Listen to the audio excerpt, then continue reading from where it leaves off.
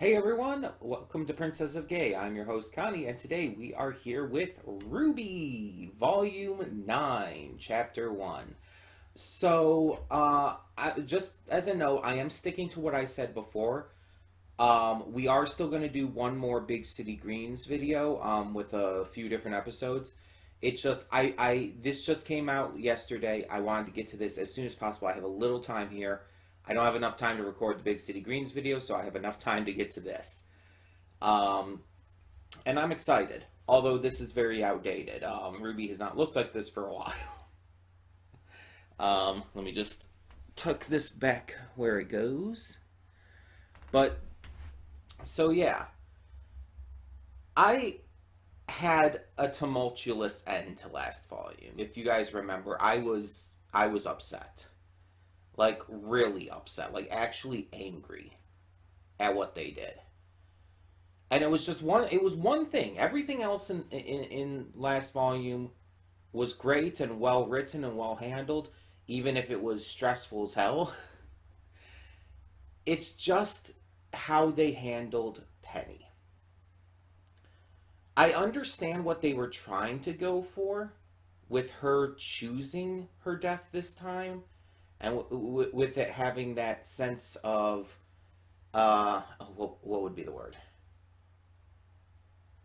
autonomy, I guess, with her becoming human and having the autonomy to choose to sacrifice herself. Like, I get it, but it's still handled in such a poor way and just feels completely like undeserved, for lack of a better way to put it. It feels like it was just thrown in just to throw in drama, just to throw in, sadness and pain. It didn't feel natural. It didn't come across as something that would have naturally happened, especially considering that Penny had just one volume earlier come back from the dead, basically. She had just come back from being dead since volume 3, and while I guess it's possible for another Penny robot to be created, I don't think that's going to happen. I mean, for one, Pietro is on the he's on Amity Tower with Maria, and that's just going who knows where and however long. Like, they don't have a way to escape from there. They're just kind of stuck up there. And it's like, with Atlas having fallen completely, like, Ironwood is dead, the city and everything is just completely destroyed. It's like Alice and everything is just done.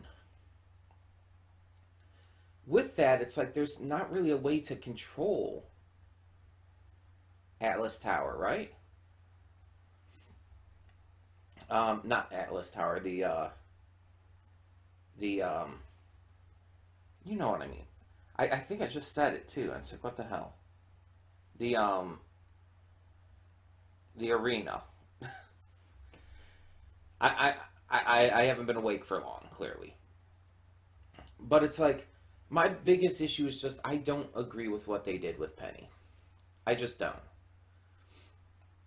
I think it was poorly handled, poorly written, and it just didn't make sense for the character based on what they were doing with her there. It just felt unbelievable with how they were taking her character. And so I still stand by, it's like the one big mistake that they've made. It's the one big issue that they have. And I don't know if they're going to try to, like, retcon it to make it like that Penny didn't die or something like that, but I don't know. I feel like that would be really hard to pull off at this point. And trying to do something like having another Penny robot come in, it would just feel like too much of the same thing again. It would just feel lazy. It's like, oh, we can just kill her off whenever we want because she can just come back over and over. But she can't. She can only come back maybe once more like that. Like, that's been made very clear because Pietro's using his own aura to, create her, basically. I don't know. All I know is that I still do not like that. I rewatched the series. I got back into the series and started to like it again after I was, like, really fucking upset with how that left off. But I watched through the series again with reactors and stuff, especially Ghost Rebel, who is fairly new.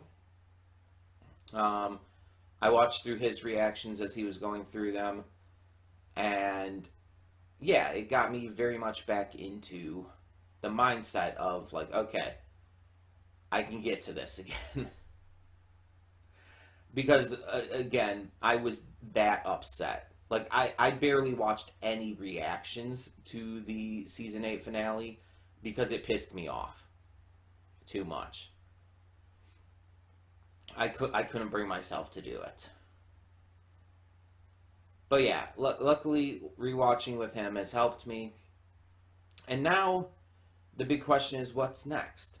A lot of our group, a lot of our heroes are off in vacuo, except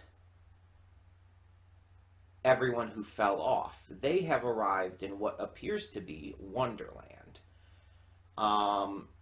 And this series, I've heard some people like complaining about this, by the way, like, oh, this is not RWBY. RWBY's never been like this. And it's like, RWBY has literally always been based off of fairy tales and whatnot. It's like, this is not new. This has literally always been the thing. Like, RWBY herself is Little Red Riding Hood. Weiss is Snow White. Yang is Goldilocks. Like, seriously, come on. It's like, it's always been like that. Always. And so just having them enter into, like, what, again, can basically be called, at this point at least, Wonderland, is like, that feels right, yeah. It feels completely natural and completely believable. I think there's just people out there who are going to complain and bitch about the dumbest things. The RWBY fandom is honestly pretty toxic, and they like to not only complain about every tiny thing, but also make you feel bad if you don't complain about every little thing. And they go with the entire, they love to go with the entire, it's not Monty's vision thing, and everything, and it's gone downhill since his passing, when it's like, that's been disproven many times, and that they have been following Monty's vision this entire time. But yeah, I'm not going to get into that whole shit show there. Way too much to deal with, but yeah. If you want a good video on that all, though, check out the homie Damien. He has a really good video on the entire Monty situation, because he binged through RWBY, and he really he had a lot to talk about with that. His channel, again, it's the homie Damien. So yeah. Either way, so yeah, all I know about this is I saw like one trailer. I don't even know if there's multiple trailers, but I saw one. And so yeah, I know a couple things that are to come in just terms of like, oh, I know they exist. But it's like the trailer was surprisingly pretty out of context, so we don't know all the details on what's going to happen here. What my theory is, though, is that they're going to spend half the season in this Wonderland area, and then they're going to get out, and the rest of the season's going to be in vacuo. That's my guess. Now, also as a note, this season is shorter than previous seasons. I think it's the shortest season. And a lot of that comes down to the fact that this was made during COVID times and everything. So it's understandable, and it's not like a lot shorter. Like if I look it up here, I actually have this up still. It's 10 episodes instead of like 14 or so. Last volume was 14. The couple volumes before that, 6 and 7, both 13. They've all been around 12, 13, or 14, except for volume 1, which was 16. But those were also, a lot of those were also very much shorter, so, to be fair. So it's only 10 this time, which, it sucks that it's so notably less episodes. Like, 3-4 episodes difference can make a difference, but at the same time, as long as it's good, I can deal with that. As long as it's good, then that's fine. And again, I understand the reason why it's shorter. I do.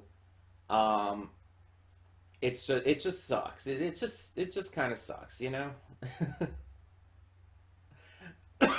Oh my! God damn it, Weiss.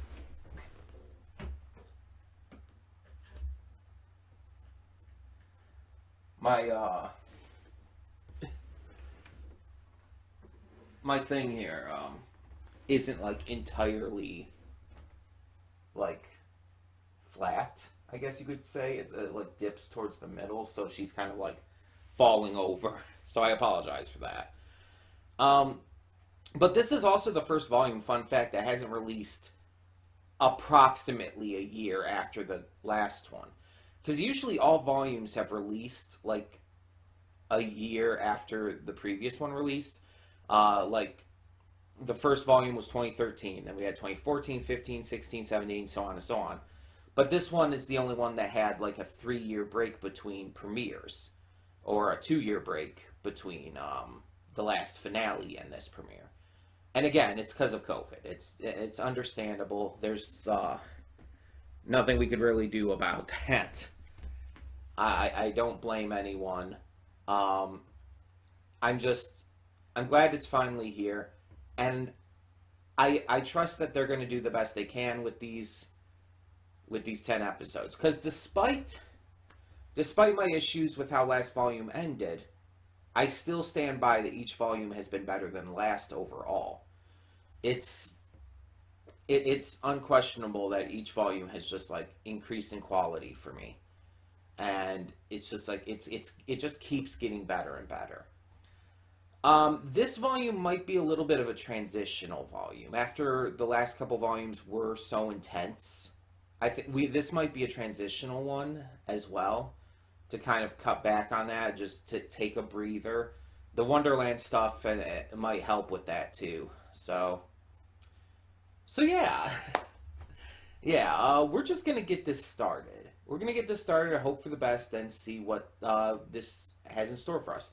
And like I said, we will still get to one final video for now for Big City Greens, and then we're gonna take a break from it, and RWBY will take its place in the slot.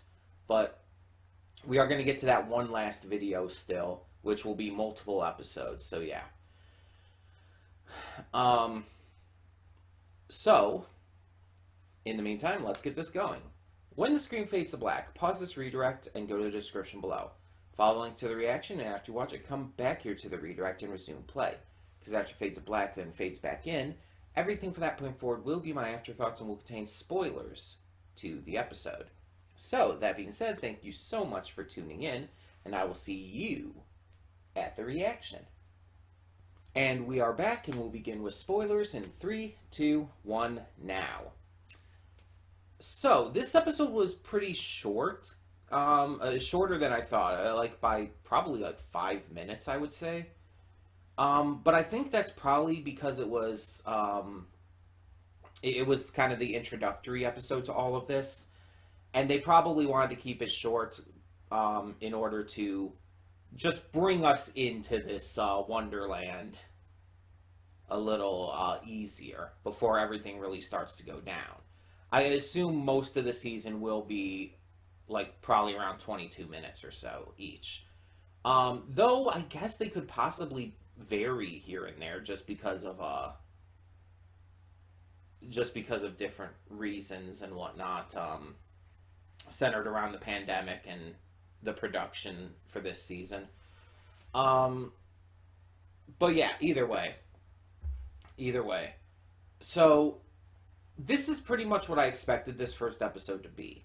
Like I said, just kind of introduction to things, getting our characters reunited and having them just kind of get their bearings. We see what happened after Ruby and Neo at least fell. We saw that they were falling for quite a while. They seemed to kind of be in the almost like a void, sort of not like completely a dark void or anything, but just like nothing really to really get a grasp on or anything. And we saw that they were fighting briefly, but then got separated when they landed into the fairy tale Wonderland. And so now we catch up to Blake and Weiss, who have already united, who have already found each other. Weiss has Mirton Aster, but Blake doesn't have Gamble's Shroud yet, so they're searching for that while also searching for the others. They come across Gamble's Shroud and some vines, end up getting trapped by them because it was a trick by the mice. Ruby meets a mouse, ends up being fucking adorable. Like, let's be honest. Little is adorable. They're just cute. Like, super cute. And it's like, of course they're cute. They're a mouse. They're an adorable little mouse, so it tracks. But it's like the cheese plants, like, sure, I can get behind that. I love cheese. Cheese just at the ready like that. Like, if I could grow cheese like that, I would. Like 100%.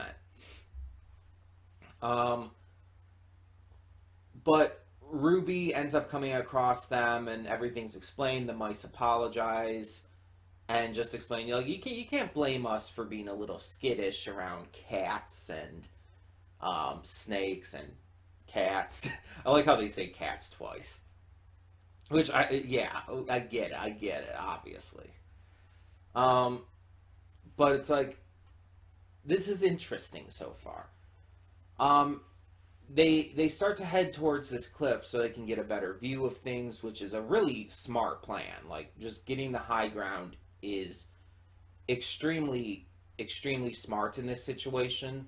Like was said, it can allow them to get their bearings and get a good view of the area around them.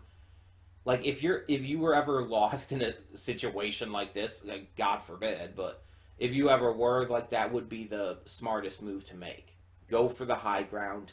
Make sure you have some kind of protection. Just get a good lay of the land before anything. It's just smart. But they end up coming across this creature that we know because of the credits is called the Jabberwocker, which obviously based off of the Jabberwocky from Alice in Wonderland. Or was it? Might be from the sequel. Because there's Alice's Adventures in Wonderland, there's Through the Looking Glass. I think the Jabberwocky might be from Through the Looking Glass. Or is it? I think so. I could check, but I'm not going to look all that up right now. But I know it was featured in one of the live-action Tim Burton movies. Which means if they're going to take that thing down, they're going to need the Vorpal Blade. So I wonder if that is going to come into play at all. Maybe this mysterious girl will wield the Vorpal Blade. That could be interesting, the one in the opening. But yeah, they come across the Jabberwocker, and I love the way it talks. Like the cryptic kind of like mysterious way it speaks and everything. It's very like simplistic. It's so good. It's so good. But we see that Yang comes in because apparently she was fighting it. Um, and she doesn't have one of her. She doesn't have her mechanical arm. And again, we know from the trailer what happened to that, but I had forgotten for a brief moment there. Um, but all we see in this episode is that it is revealed that it was stolen. So there's that. Um, but the Jabberwocker decides to retreat, being like, confronted by now four opponents instead of just one. So yeah, that's it's in the opening. It's definitely going to come back. And the opening, by the way, seemed to be almost entirely centered around the Wonderland. So I'm wondering if this season's going to be like a transitional season, even to that degree, to where it's going to only be about the Wonderland and show very little outside of it. Of course, that could also be just a complete misdirect. So who knows? Um, but yeah, so Ruby kind of finds out everything that happened after she fell. Like finds out about Penny's sacrifice and everything, and it takes it out of her. And based on the trailer, and the opening, it's like Ruby's gonna go down a dark path. I think she's gonna have some troubles here. It's not gonna go well for her. Um, and that's fair, and that's how this series has been going in recent volumes. Like, so that's a completely logical step to take. It's just I do obviously feel bad for her. But nonetheless, uh, yeah, it was a very simple start, but still very good. It gets you interested. It gets you wanting to know more. Um, you get to see some of the animals of this world, like right off the bat. You get to see that bird. You get to see Little and the other mice, and you get to see the Jabberwockers. You get some level of familiarity with things right from the start. Um, and I'm kind of wondering if they think that the Jabberwockers are grim. I just kind of genuinely wonder. Um, and speaking of wondering, there have been theories that have floated around about what this place is. Heaven was one of the theories, but I kind of agree with the girls. I don't think that they're dead. I don't think that this is a heaven situation. I think this is something else. I guess something more akin to like a purgatory, like an in-between kind of situation, maybe. Um, that I could see as a possibility. Um, some kind of in-between world the God of Light may be created. I don't know though. I just genuinely do not know. I assume we're gonna find out what it's about within these 10 episodes. But yeah. Uh I'm excited. I'm very excited to be back, like to get new RWBY content. It's gonna be great. It's gonna be just one hell of a time. And I can't wait to see what we have in store for this season, even if it is shorter. Again, I think that even if it's shorter, even if it's a transitional season, that the crew is still going to put in their best. And before we end this, there is one more thing I do want to touch on real quick, and that is the Rooster Teeth um, controversies as of late. I'm not going to go into all the details about them. I'm sure you've heard of them. If you haven't, you can easily find them online. Um, but the core of it is that Rooster Teeth has been facing a lot of controversies lately for the way they've treated employees, especially queer employees, and it's not the first time that the company's come under fire, but it's also been made pretty clear, even by the people who have been like revealing their issues with Rooster Teeth, people who had worked for them and everything.